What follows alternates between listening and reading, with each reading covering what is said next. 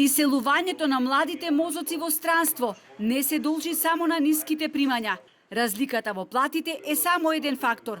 Високообразованите луѓе бегаат од Македонија во прв ред поради коруптивното однесување, односно поради политичката корупција, цени академик Таки Фити. Без оглед на високата плата која ја земаат надвор од границите на Македонија, животот во западните земји е скап, а режиските трошоци високи, но младите притиснати од немајка да ја напуштаат државава. Не може да се вработи ако нема партиска книжка, не може да напредува во скалилата на хиерархијата во јавната администрација ако не е близок до една или друга партија, односно место да гради кариера врз база на мерит на заслуга, тој ќе мора да гради кариера врз база на партиски политички критериуми и тоа младите луѓе не можат да го поднесат. Посебно очајна е ситуацијата во градовите од натрешноста на земјава.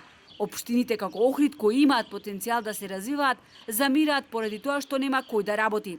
Причината лежи во нашата заедничка колективна неспособност да ги изменаџираме добро работите, вели охриѓанката Катерина Василевска, која иако е високо образована, работи се и се што.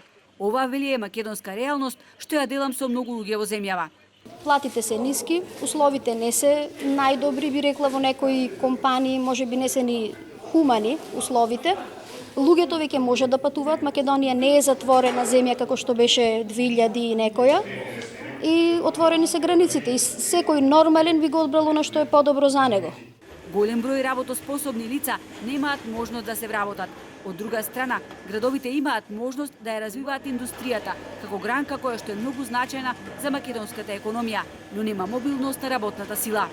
Како што знаеме, мобилноста на работната сила, каде што луѓе во Македонија заради работа би се преселиле во друг град, е на многу ниско ниво. И ние сме една од ретките држави каде што најголем број од индустријата е концентрирана во главниот град.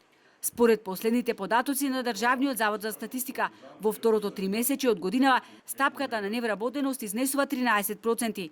Најмногу невработени има на возраст од 15 до 29 години. Стапката на невработеност кај оваа возрастна структура изнесува 23% кај мажите и 27% кај жените.